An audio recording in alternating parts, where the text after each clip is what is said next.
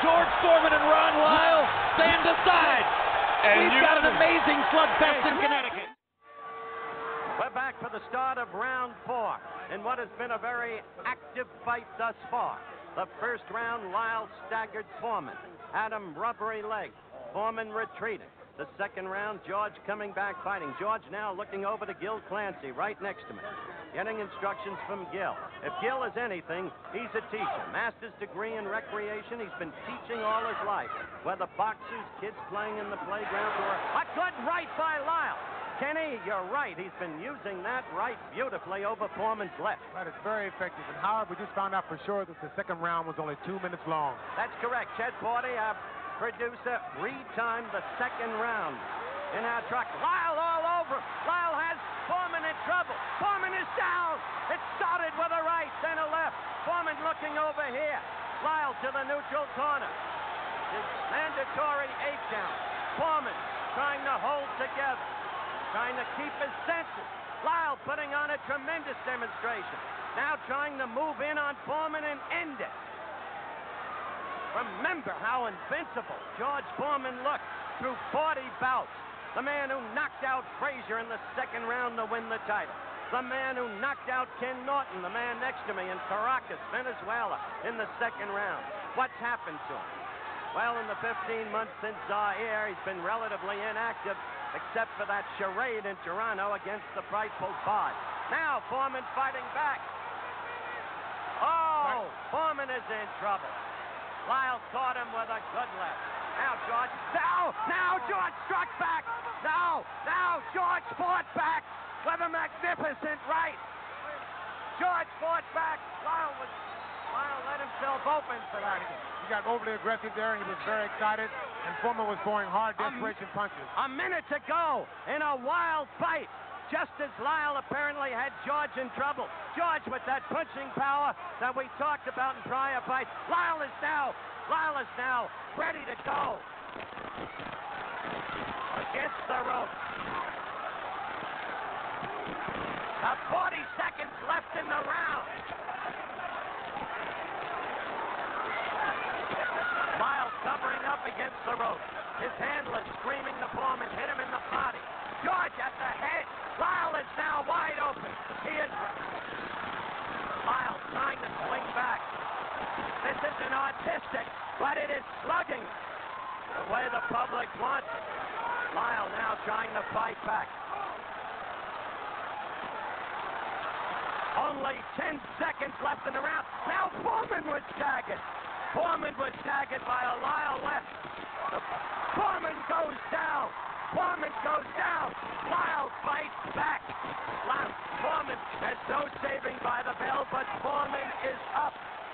Foreman is up. What a fight, Kenny. It's amazing.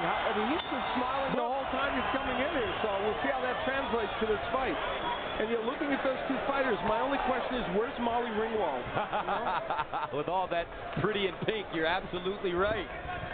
Although I think we're going to have to tell you who's who by their shoes, as opposed to their trunk. Luckily, one guy's a lefty, huh? That's right. That helps us out. Now, Concepcion, they want him to be aggressive in this fight. And can he be? Can he walk into the guns, the power of Juan Manuel Lopez, and be as aggressive as he wants to be? We're going to find out. Concepcion just got hit with a short right hook, and that backed him up. And the problem with Concepcion, they say sometimes he will take rounds off. And he wants to be as busy as possible in this fight. And he's staggered and goes back to the rope that quickly. Lopez, very tight punches. A huge straight left hand. And Lopez has a great right hook, but don't underestimate that straight left. That's the problem with attacking against Lopez. Another left hand by Lopez. And Concepcion is down. And he's hurt. 4, 5, 6. Concepcion in major trouble with 1:28 to go. Here comes the champ. He's ready to make it short work.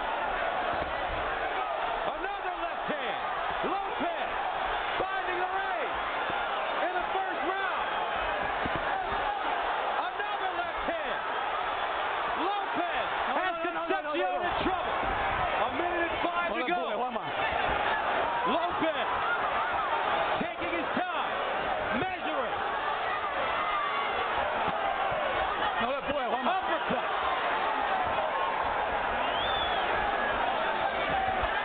Straight left. He doubled it up, tripled it up. And Concepcion just turns and backs up. Can he survive this round? And you know, a moment ago, Concepcion did land a good right hand of his own. That's what he's going to have to do. Land something that keeps Lopez off him. Another left hand backs up Concepcion. Here comes the champ. Punches and bunches. 25 seconds to go. Concepcion trying to roll, trying to slip. And with a left hook and drops him. Whoa! Out of nowhere, Concepcion sends the champion to the canvas. And that quiets this crowd. What a start here in PR. And that's the end of the first round. If you've just tuned in, it has been blazing and thrilling so far. Victor Ortiz managed to put Andre Berto on the canvas twice in the first round. Only one was ruled a knockdown. Berto knocked Ortiz down in the second round. Ortiz strafed Berto with a lot of power shots in the third and fourth. They've settled in to box a little bit more in the fifth round, but by and large, it's still a slugfest, and the slugfest advantages have still seemed to belong to Victor Ortiz. Ortiz told us a kind of peculiar story of winding up spending 2 weeks of a vacation on the tiny island of Jersey off the English coast. Nobody goes there for a vacation. Maybe that's where he found this. This is the best start Berto's had in a round, and he now seems confident enough in his legs to try to fight in the center of the ring. So let's see if he can get a fresh start in the fight.